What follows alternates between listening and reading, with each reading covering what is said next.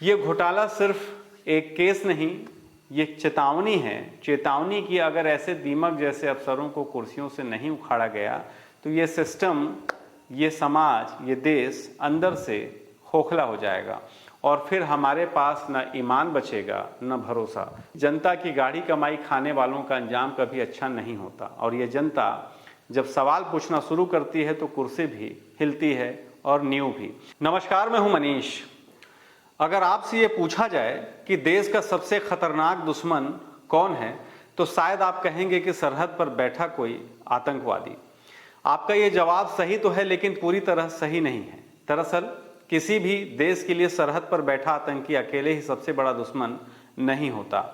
देश के लिए उससे भी बड़े दुश्मन होते हैं वो कुर्सियों पर बैठे अफसर जो जनता का खून चूसते हैं, दीमक की तरह चुपचाप भीतर से सिस्टम को खोखला कर देते हैं। ये अफसर सरहद पर बैठे किसी भी आतंकी से कहीं ज्यादा खतरनाक होते हैं, क्योंकि ये हमारे अपने सगे होते हैं। आज हम आपको ऐसे ही एक कुर्सी पर बैठे अफसर से परिचय करवाएंगे जिसका नाम करोड़ों के घोटाले का पर्याय बन चुका है। उसके विभाग में भी उसका नाम बड़े अदब के साथ लिया जाता है। जानते हैं क्यों? क्योंकि करोड़ों का घोटाला करने के बाद भी गिरफ्तारी तक नहीं हुई है। हाईकोर्ट से बेल रिजेक्ट होने के बाद भी साहब अभी भी कुर्सी पर बैठे हैं। इतना ही नहीं, लगातार इनके खिलाफ शिकायतें होती आ रही हैं, फिर भी ये कुर्सी पर बैठे हैं। कुछ ऐसा ही जलवा है Chhattisgarh state power limited Ambikapur के तत्कालीन मुख्य अभियंता, जो अब अधीक्षण अभियंता राजेश लकड़ा जिनका नाम है। चलिए अब आपको बताते हैं कि राजेश लकड़ा ने ऐसा क्या कारनामा किया है जिसकी वजह से वो इतने चर्चित हो रहे हैं। दरअसल यह पूरा मामला अंबिकापुर के चीफ इंजीनियर कार्यालय का है, जहां ठेकेदार Messrs RK associates, Matrix service और गुरु कृपा ग्रुप ने मिलकर करोड़ों रुपए का गबन कर लिया। सभी ने मिलकर सुनियोजित तरीके से कर्मचारियों के वेतन से कटने वाले ईपीएफ, बोनस और ईएसआईसी की राशि को फर्जी बिलों से या फर्जी बिल बनाकर निकाल लिया था, लेकिन कर्मचारियों को एक पैसा नहीं मिला। जांच रिपोर्ट बताती है कि अगस्त 2020 से फरवरी 2022 तक सिर्फ 14 भृत्यों के मामले में 6,35,000 से ज्यादा का भुगतान हुआ। 10 भृत्यों के लिए 14,50,000 और 150 कंप्यूटर ऑपरेटरों के लिए तो 1,62,00,000 की लूट हुई है। कुल मिलाकर 1,82,00,000 से ज्यादा का सरकारी नुकसान, और सब फर्जी चालानों, बदली हुई ईपीएफ रसीदों और बिना सत्यापन के बिल पास करने से हुआ है। जांच में साफ है कि चीफ इंजीनियर राजेश लकड़ा ने प्रभारी अधिकारियों के तौर पर दस्तावेजों का सत्यापन किए बिना ही बिल पास कर दिए। ठेकेदारों के साथ मिली भगत इतनी गहरी है कि फर्जी ईपीएफ चालान लगाकर लाखों निकाले गए और लकड़ा ने आंखें मूंद ली। क्या यह सिर्फ लापरवाही है या सुनियोजित साजिश है?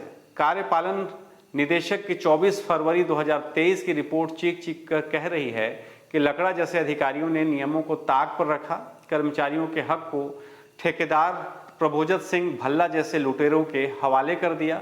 भल्ला की फर्मों ने उपस्थित रजिस्टर तक फर्जी बनाए और लकड़ा ने सब कुछ ओके कर दिया।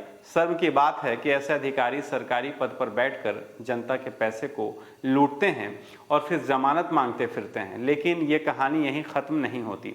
अधिवक्ता एवं आरटीआई कार्यकर्ता डीके सोनी के हस्तक्षेप से मामला अदालत तक पहुंचा और 6 मई 2025 को विशेष अदालत ने साफ कहा मामला गंभीर है, लिहाजा राजेश लकड़ा और प्रभोजत सिंह भल्ला की अग्रिम जमानत याचिका खारिज कर दी गई। लेकिन हद देखिए, यदि ऐसे किसी मामले में कोई आम आदमी अगर 1000-2000 की धोखाधड़ी में फंस जाए तो पुलिस घर पहुंचकर उसे पकड़ लेती है। लेकिन यहाँ करोड़ों का खेल चल रहा है और राजेश लकड़ा आजाद घूम रहा है। क्या किसी ठेकेदार की औकात है कि वो अकेले इतना बड़ा खेल कर ले? बिल्कुल नहीं। इस पूरे घोटाले का किंग पिन वही अफसर है, वही मुख्य अभियंता, वही राजेश लकड़ा, जिसने अपनी कुर्सी और अपने पद को सोने की खान बना डाला है। ये वही अफसर है जो जनता को बिजली बचाने के नारे देंगे लेकिन खुद चोरी से भी बदतर हरकत करेंगे। ये वही अफसर हैं जो ईमानदारी की शपथ लेते हैं लेकिन रात के अंधेरे में सरकारी फाइलों पर फर्जीवाड़ा कर करोड़ों डकार जाते हैं और पुलिस सवालों के घेरे में है। आखिर क्यों कार्रवाई ठंडी पड़ी है? क्यों अब तक हथकड़ी नहीं लगी? क्या पुलिस भी किसी दबाव में है या फिर कहीं ना कहीं साठगांठ की गंध है? हमारे देश समाज की असली बीमारी यही है, ये सफेदपोश चोर। ये डाकू नहीं, ये आतंकी नहीं, लेकिन इनसे भी ज्यादा खतरनाक हैं ये। क्योंकि आतंकी एक बार हमला करता है, ये रोज रोज हमला करते हैं। आतंकी गोली चलाता है, ये जनता की जेब पर, भविष्य पर, सपनों पर वार करते हैं। आज सवाल सिर्फ ये नहीं कि राजेश लकड़ा और प्रभुजत सिंह भल्ला कब जेल जाएंगे। असली सवाल ये है, कितने राजेश लकड़ा इस सिस्टम में बैठे हैं, कितने अधिकारी जनता के पैसों को अपनी तिजोरी में भर रहे हैं और कब तक जनता आखिर चुप रहेगी।